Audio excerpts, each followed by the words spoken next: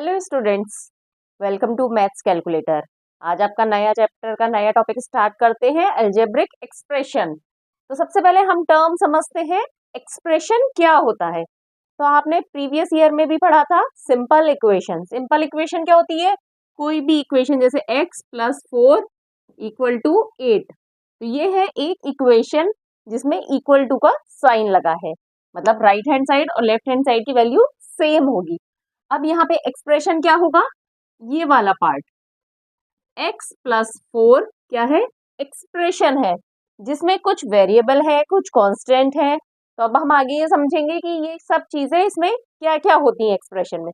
सबसे पहले हमने ये समझ लिया कि इक्वेशन का एक पार्ट जिसमें कुछ वैल्यूज हमें पता है और कुछ नहीं पता है, उसे हम एक्सप्रेशन बोलेंगे। अब हम देखते हैं कोई भी एक्सप्रेशन है तो उसके क्या क्या पार्ट होते हैं। जैसे हम एक इक्वेशन लिख लेते हैं यहाँ पे, सपोज 4xy + 3x + 2 ये इक्वल टू का साइन लगा देंगे तो ये क्या बन जाएगी? इक्वेशन। एक्सप्रेशन मैंने अभी बताया था, सिर्फ ये पार्ट एक्सप्रेशन हुआ। अब ये एक्सप्रेशन कैसे फॉर्म होती है उसको समझने के लिए हमें क्या समझना पड़ेगा? एक्सप्रेशन के क्या क्या पार्ट्स होते हैं। तो जैसे जैसे आपको सारे पार्ट समझ में आ जाएंगे तो एक्सप्रेशन कैसे बनानी है, उसका यूज क्या है, कैसे एडिशन सब्सट्रैक्शन है, वो सब अपने आप क्लियर हो जाएगा। तो इसका सबसे फर्स्ट पार्ट है वेरिएबल। अब जैसे वेरिएबल नाम से पता चल रहा है, वेरी करना कोई भी चीज का, मतलब किसी भी वैल्यू का वेरी करना जो कि फिक्स नहीं है। 1 भी हो सकती है, 2 भी, कुछ भी हो सकती है, तो उसे वेरिएबल बोलेंगे। ये क्या होते हैं? किसी भी एक्सप्रेशन में जितनी भी अलजेब्रिक वैल्यूज है, ए बी सी डी या एक्स वाई जेड, ये सारे वेरिएबल्स हैं। तो इसमें क्या क्या वेरिएबल हुआ?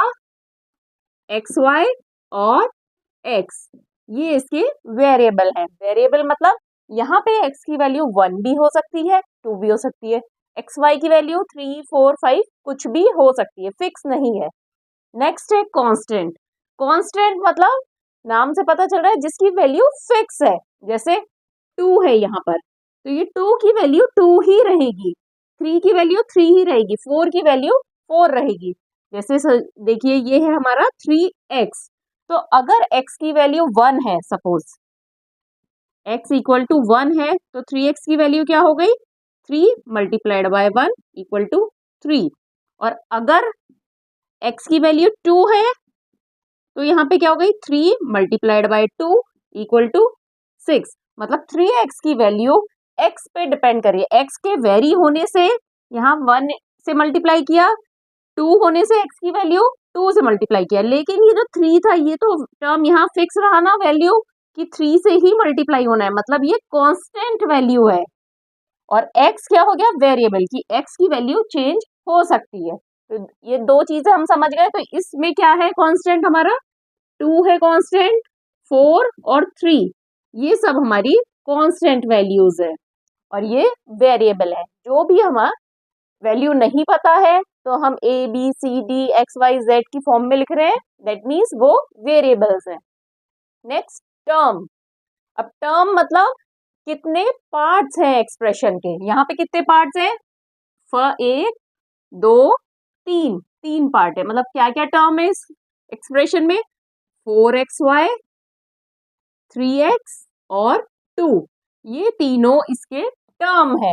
इसके बाद इन टर्म्स का यहाँ पे हम एडिशन कर रहे हैं इस एक्सप्रेशन में। अब नेक्स्ट है फैक्टर। तो टर्म्स कितने पार्ट में डिवाइड है उसे फैक्टर बोलेंगे। जैसे टर्म क्या है? एक्सप्रेशन कितने पार्ट्स में डिवाइड है? 4xy, 3x, 2, इन 3 पार्ट्स में डिवाइड है, तो ये तीनों इसके टर्म है। अब टर्म कितने पार्ट में डिवाइड है? जैसे 4xy है, अब इसमें 3 पार्ट्स हैं, 4 है, x है और y है। इन तीनों के मल्टीप्लीकेशन से क्या बन रहा है? 4xy टर्म बना। तो ये 4xy ये सारे फैक्टर्स हैं। जैसे अब 3x लेते हैं हम, तो 3x के क्या क्या फैक्टर्स है? 3 और x। ऐसे ही 2 के क्या फैक्टर होंगे? 2 और 1 भी होगा, क्योंकि 1 को किस 2 से मल्टीप्लाई करेंगे तो 2 ही रहेगा। तो ये 4xy, 3x, 2, 1, ये सारे इस एक्सप्रेशन के फैक्टर है। अब नेक्स्ट पार्ट आता है कोएफिशिएंट। कोएफिशिएंट क्या होता है? कोई भी न्यूमरल वैल्यू जिससे कि हम टर्म को मल्टीप्लाई कर रहे हैं। जैसे यहाँ पे टर्म क्या है? 4xy है। तो अब इसमें xy तो वेरिएबल है, ठीक है, तो xy को किससे मल्टीप्लाई कर रहे हैं, 4 से। तो xy में 4xy में xy का कोएफिशिएंट क्या होगा, 4। 4 जो है वो xy वेरिएबल के लिए कोएफिशिएंट होगा। इसी तरह से 3x में x का कोएफिशिएंट क्या होगा, 3। इसे बोलेंगे न्यूमरल कोएफिशिएंट या कोएफिशिएंट।